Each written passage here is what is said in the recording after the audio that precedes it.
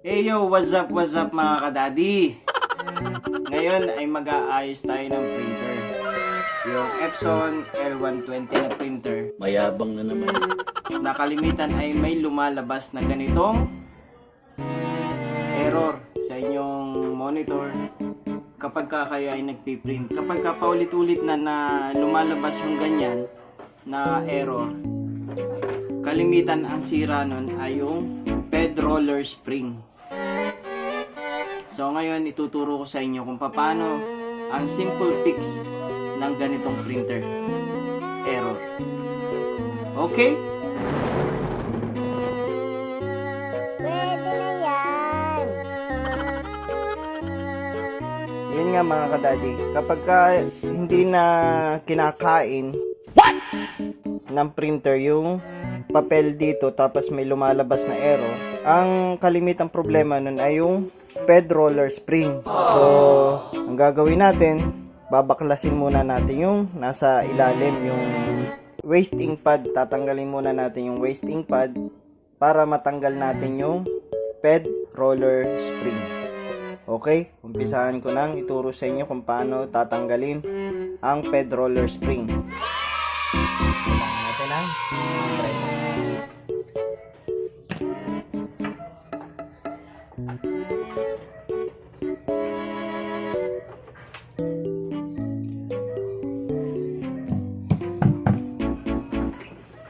Tapos, ipupush lang natin papunta dito, papunta sa kanan. Push natin yung wasting pad.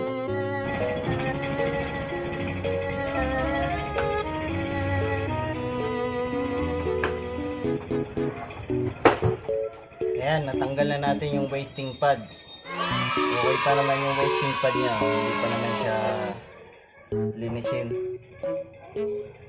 Tapos tatanggalin na natin yung ped roller spring.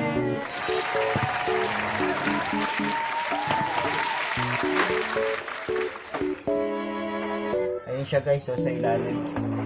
Ayun o. Ito, tatanggalin muna natin yung spring dito, yung isa.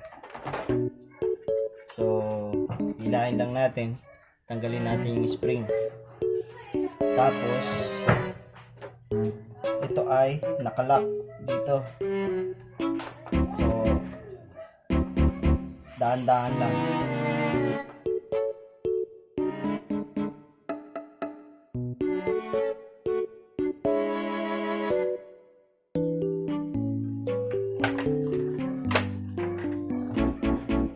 Ayan, natanggal na natin.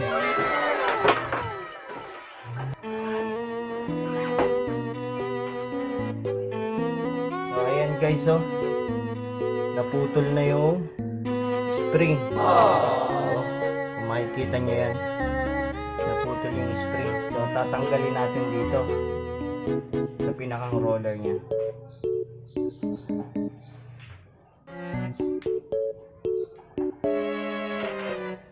Ito yan, oh. Yun, itong spring na ito natanggal, naputol. So, ang gagawin natin, kukuha tayo ng, hindi man kukuha kundi Nakakaloko ka! magbebend tayo ng konti dito sa spring na ito Huwag ka na nangatwiran, ha? para pumalit dito sa nakabend dito, oh, sa dati. Nakaganyan kasi yan, oh. Nakaganyan ang pwesto niya, oh. Kung makikita nyo, yan, oh. Medyo nakabend siya. Yun. Siya yung kumakagat dun sa pinakanlock niya. So, ipipix muna natin, okay?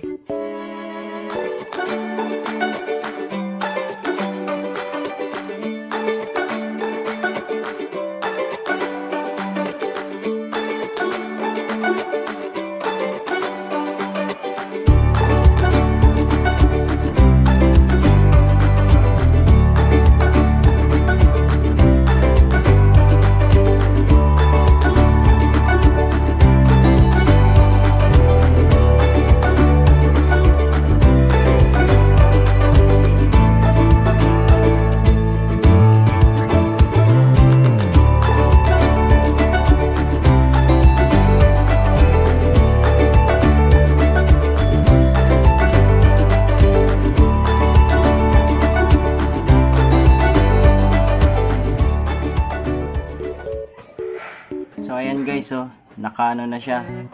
Nakaangat na, may bend na konti. Ayan, oh. Kung nakikita nyo, binend ko siya ng konti. Tapos ilalagay na natin. Pagkatapos nun, itatry na natin kung gagana na ulit yung printer. Dito siya nakaano, oh. Dito siya nakasangat. Dito sa may anong to, sa may gitli. So papasok natin siya doon. Ayan.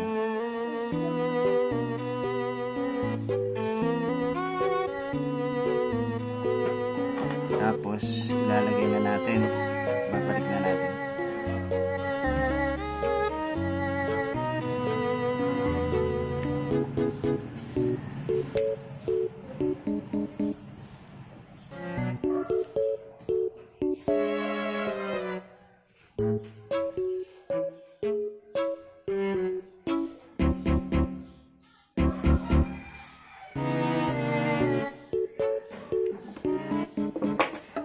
Kakabit na ulit natin. Tapos itetesting natin.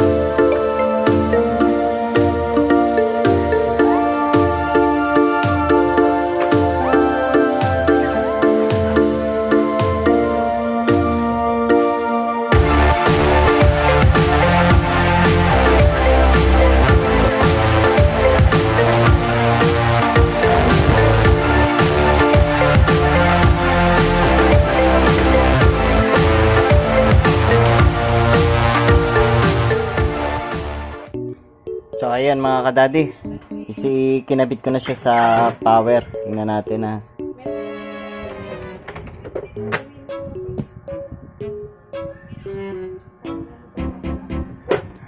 Tumatakbo naman siya, nagpa-power. Hintayin na lang natin na magbubukas tayo ng pwede nating i-print. Bukas lang tayo ng Photoshop. So ito na guys, mag-test print tayo gamit itong aking banner, ang aking logo. So pupunta muna tayo sa file and then print. Mag-testing natin yung printer kung okay na siya, kung hindi na lalabas yung error ng sa feeder. Okay.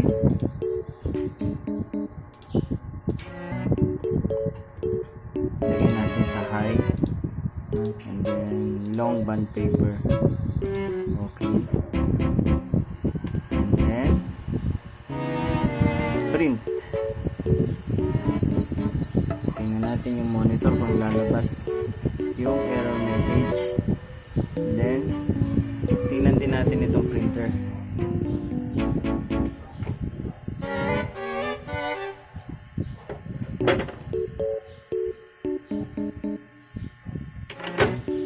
Ayan na siya, kinain na niya. Mayabang na naman.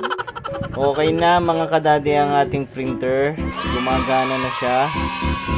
Simple fix lang yun mga kadadi.